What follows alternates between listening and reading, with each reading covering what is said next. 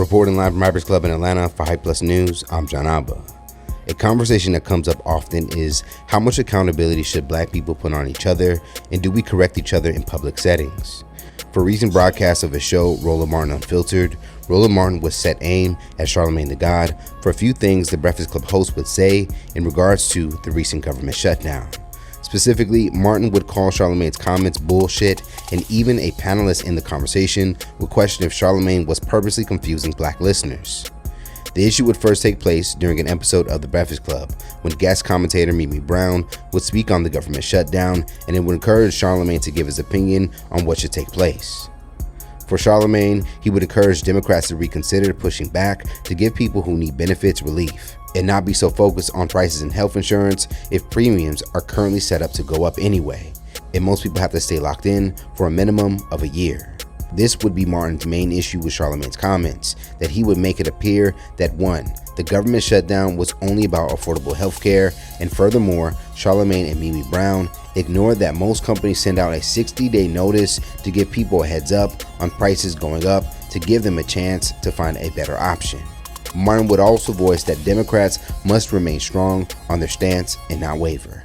You are in political battles, you maximize your leverage. When you are fighting on behalf of people, they understand that there are people who are not getting benefits. They know there are federal workers who are not getting their paychecks as well.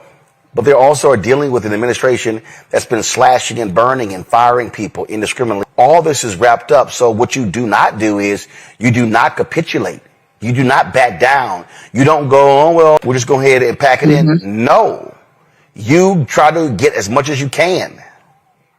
Now, following that response, another panelist would label Charlamagne as Wendy Williams' sidekick and suggest that he should stay in his lane in covering entertainment news. And this is why Wendy Williams' sidekick should not be trusted with political information. I've long had a beef with Charlamagne. This is the exact point. This is why people need to do what it is that they do well. When you don't understand health insurance or politics, you don't do that. You do entertainment news. Expertise has gone out the window.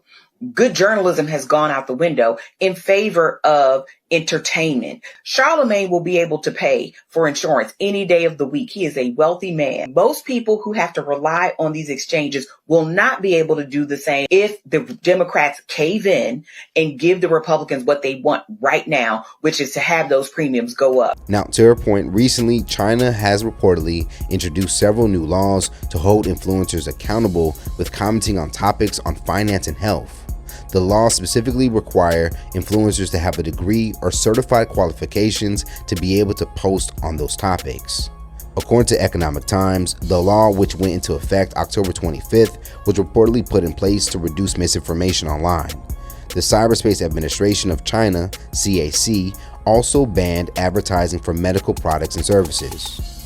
Now, as expected, Charlamagne would issue his response, a part of Monday morning's Breakfast Club broadcast, by making Martin the donkey of the day.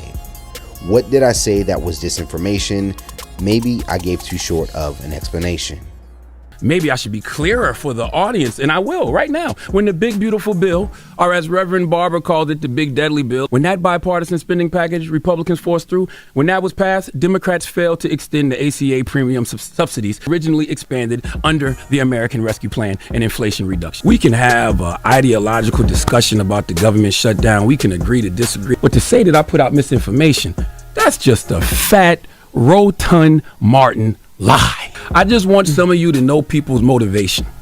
Roland Martin is a hater. He be hating on me behind the scenes to anybody who will listen. He will say something negative about me, always in regards to how I'm moving in this media space. In particular, anything in the political realm. Why does he get this? Why does he get that type of thing? Why is he on cable news? Why do politicians go sit with the Breakfast Club? Roland, I don't know, but he will do all that hating, but loves texting my phone asking to come on the Breakfast Club. For some, it appears that there could be mixed reactions, but one user who would hear the broadcast live would send out a message on X to react to Charlamagne's response.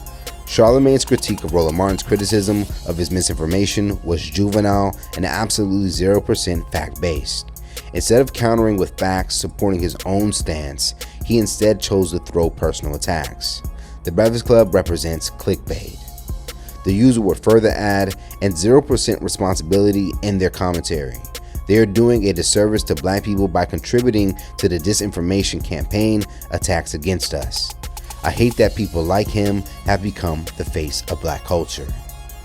Now, even in the comments of the Breakfast Club's YouTube page, the top comments would end up saying that Roland Martin was right.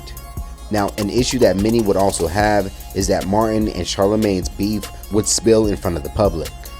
One commenter on Instagram would write, "Using your energy and platform to fight another black person is the reason we will never win." As far as the recent government shutdown, which is now the longest shutdown in history, it was announced on Monday that the Senate finally appears to have reached a deal with a 60-40 vote after 8 Democrat representatives would cross the party line by agreeing to hold a December vote on whether they should extend affordable healthcare subsidies before they expire at the end of this year. If everything goes well, the newly agreed deal will reach Donald Trump's desk to sign off and officially end the government shutdown. So let's talk about it more in the comments below. Do you think Roland Martin was right for calling out Charlamagne publicly? And how do you feel about Charlamagne's response to Martin?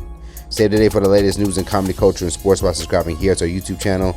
And if you enjoy content like this, check out hypersclub.com to get a membership to watch full interviews and more original content. And if you have a story you think we should cover, send us a message now at hypealerts.com. Reporting live from Hypers Club in Atlanta for Hype Plus News, I'm John Abba.